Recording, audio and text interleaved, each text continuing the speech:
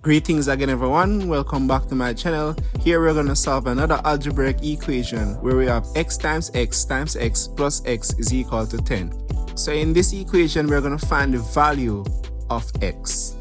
Please feel free to pause this video and see if you can attempt this question, and we're going to look at this question in just a bit.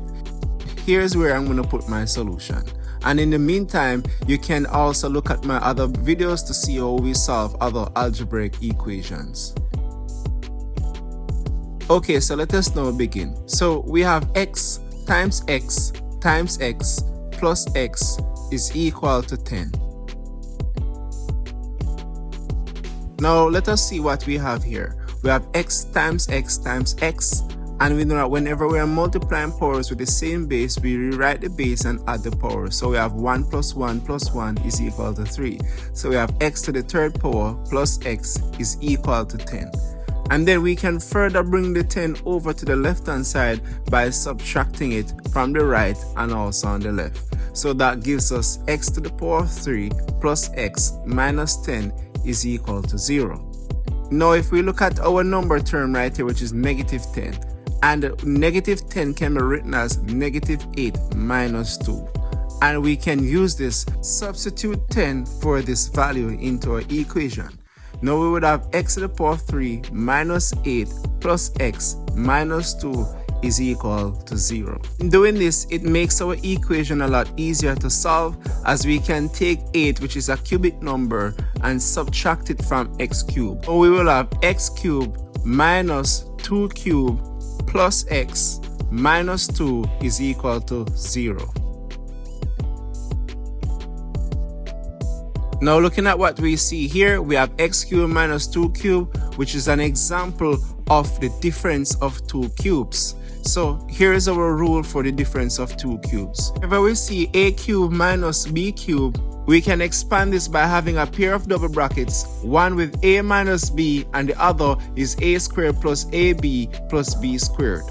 This therefore means that wherever we see x cubed minus 2 cubed, we will have a pair of double brackets where x minus 2 is in the first bracket, and in the other bracket we will have x squared plus 2x plus 2 squared, which is 4. Now for the next part where we have x minus 2, we're going to factor out positive 1. So we have plus 1 bracket x minus 2 close bracket is equal to 0.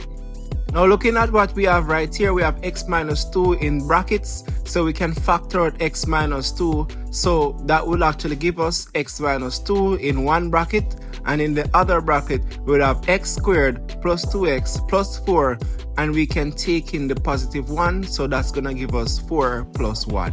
Then we close our brackets and have that equal to 0.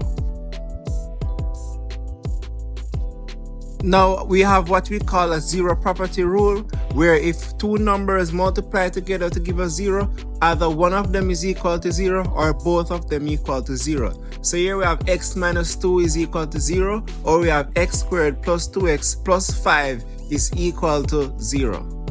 Now where we have x minus 2 is equal to 0, we can solve for x by adding 2 on both sides of the equation, where 2 on the left hand side will be cancelled out, and on the right hand side we'll just have 0 plus 2. So x therefore equals 2, or we have x squared plus 2x plus 5 is equal to 0, and we solve x in this case by using our quadratic formula. So here we have a equals 1 and b equals 2, and our number term, which is c, is equal to 5.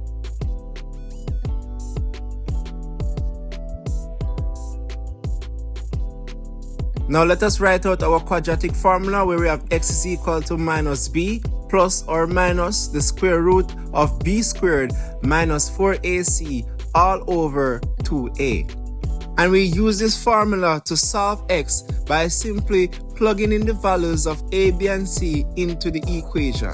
So we will have x is equal to minus b, which is 2. So we have minus 2 plus or minus the square root of b squared, which is 2 squared, minus 4ac, which is 4 times 1 times 5, all over 2 times 1.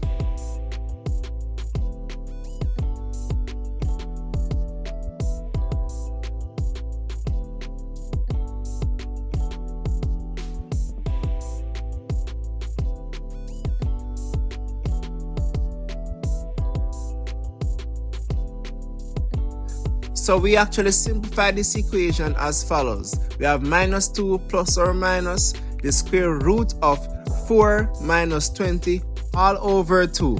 So now we have negative 2 plus or minus the square root of negative 16, as 4 minus 20 is negative 16.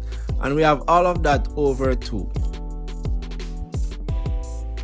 So now we can actually simplify this a bit further, where we have x is equal to negative 2 plus or minus the square root of negative 1 times the square root of 16 all over 2.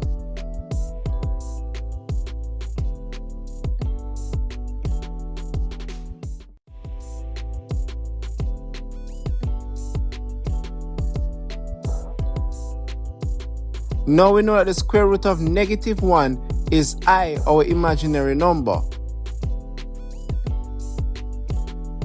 So now we can write our equation out as follows. X is equal to negative 2 plus or minus, we know that the square root of 16 is 4. So we have negative 2 plus or minus 4 I all over 2.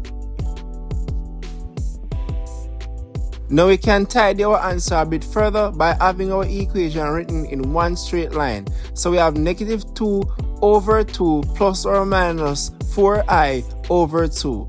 We know that 2 into negative 2 is going to give us negative 1. So we can cancel out the 2's and that's going to give us negative 1 plus or minus. We have 2 into 4 that gives us 2. So here we have it. Negative 1 plus or minus 2i is our solution for x.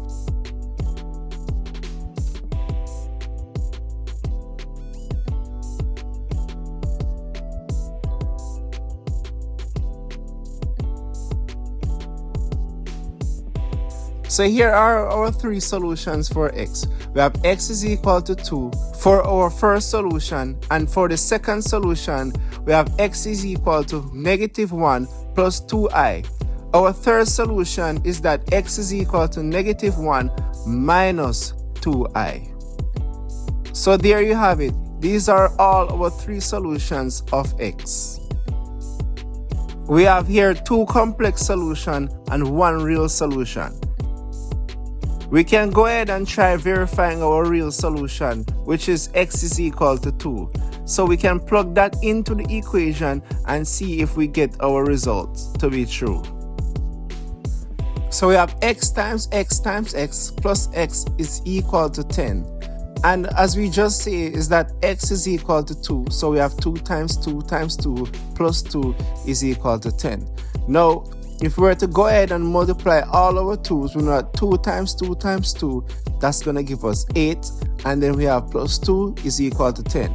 And there we have it. Our real solution of x is true. X equals 2.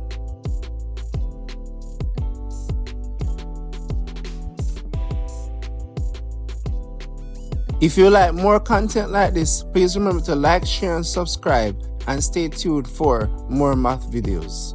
Thanks for watching, and I will see you soon. Until then, take care.